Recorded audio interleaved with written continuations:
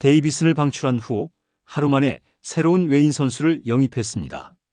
가을 야구 진출이 눈앞인 상황에서 올 시즌 10승을 거둔 터커 데이비슨을 전격 방출하고 빅리그 통산 38승을 기록한 빈스 벨라스케즈를 새 외국인 투수로 영입했는데요. 이 선택은 단순한 교체가 아닙니다. 롯데는 더 이상 3위에 만족하지 않는다는 선언이자 가을 야구에서 승부를 걸겠다는 강한 시그널입니다. 팔꿈치 수술에서 돌아온 베테랑, 그의 구위에 롯데의 후반기 운명이 달렸습니다. 과연 벨라스케즈는 데이비슨과 어떤 점이 다를까요? 왜 롯데는 이 타이밍에 승부수를 띄운 걸까요? 구독과 좋아요는 영상 제작에 큰 힘이 됩니다. 롯데가 가을 야구를 향한 승부수로 채택한 건 그저 그런 외인이 아닌 메이저리그 경력 9시즌 베테랑 우완 투수 빈스 벨라스케즈입니다. 190cm, 95kg의 체격 조건을 가진 선수로 8월 7일 드디어 33만 달러의 롯데의 유니폼을 입었습니다. 2010년 신인 드래프트 2라운드 전체 58번으로 휴스턴에 지명을 받았는데요. 고등학교 시절 투수와 유격수를 병행하며 투타 겸업을 하였고 미식 축구 선수로 쿼터백으로도 활약을 했습니다.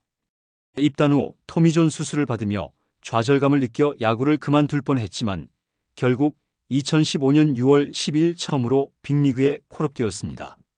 이후 필라델피아, 샌디에이고, 시카고, 피츠버그 등에서 9시즌을 소화하며 통산 191경기, 144선발, 763.2이닝, 822탈삼진, 그리고 평균 자책점 4.88을 기록했습니다. 그의 투구 스타일도 매력적인데요. 최고 153km에 달하는 포심 패스트볼을 바탕으로 슬라이더, 너클커브, 체인지업, 싱커 등 다양한 구종을 구사합니다. 롯데 구단도 그의 이러한 다채로운 무기 구성과 경기 운영 경험을 기대 포인트로 꼽았습니다. 또한 올 시즌 트리플 A에서는 클리블랜드 산하에서 뛰며 18경기 5승 4패, 평균 자책점 3.42, 95탈삼진, 81.2이닝 소화라는 인상적인 실전을 보여줬습니다. MLB보다 리그 수준이 낮은 KBO에서는 컨디션이 유지될 경우 충분한 경쟁력이 있다는 평가도 나오는 이유이죠. 하지만 변수도 분명 존재합니다. 그는 2023년 6월 팔꿈치 인대 접합 토미존 수술을 받았고 그 여파로 메이저리그 무대는 2024년까지 공백기 상태였습니다. 특히 이닝 소화력 약화는 확실한 우려 요소인데요. 롯데 역시 과거 데이비슨의 경우 후반기 들어 5이닝도 버티기 힘든 모습을 보였기 때문에 이 부분은 신중히 지켜볼 문제입니다. 이처럼 벨라스케즈는 경험, 변칙 구사, 탈삼진 능력에서 매우 매력적인 카드이지만 체력과 회복력에 대한 의문도 동반합니다. 롯데가 그의 이력을 바라보는 시각은 명확합니다. 단순히 메이저리그의 경험을 바탕으로 한 만능 카드가 아니라 가을 야구라는 중요한 순간에 경험으로 경기 조율이 가능한 일선발을 확보하겠다는 전략적 선택입니다. 그러면 롯데는 왜 10승을 달성한 터커 데이비슨을 포기하고 벨라스케즈를 선택했을까요? 롯데 자이언츠가 터커 데이비슨을 보내기로 결정했을 때 단순한 부진만을 이유로 들기에는 그의 성적은 그리 나쁘지 않았습니다. 올 시즌 22경기에서 10승 5패, 평균 자책점 3.65를 기록했는데요. 일반적인 외국인 투수 기준으로 보면 성공작에 가까운 숫자입니다.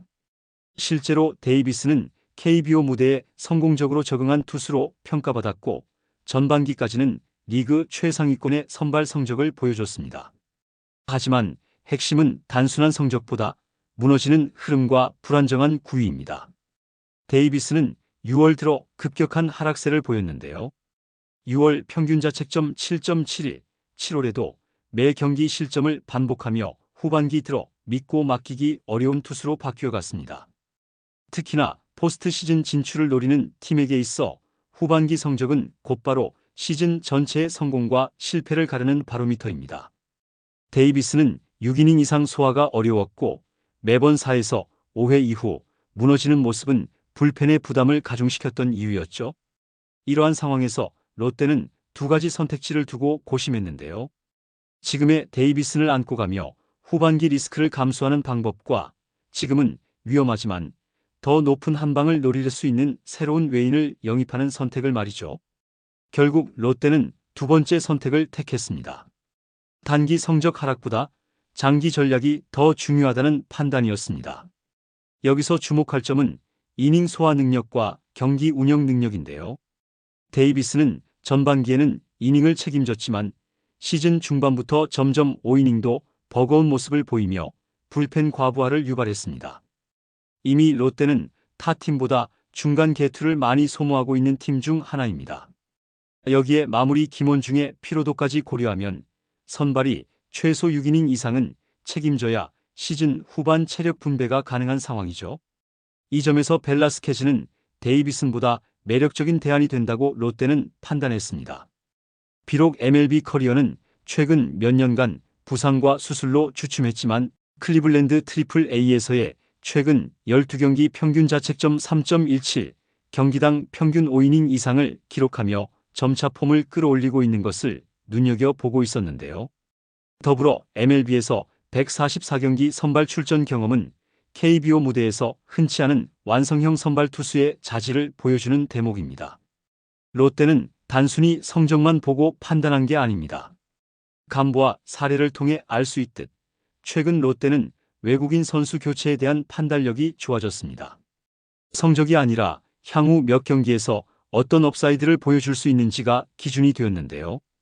벨라스케즈는 전성기 때 150대 중반 이상의 강속구와 다양한 변화구로 MLB 타선을 상대했던 자원입니다. 그가 후반기 KBO에 완전히 적응할 경우 감보아와 비슷한 역할까지 가능할 것이라는 기대가 있었기 때문이죠.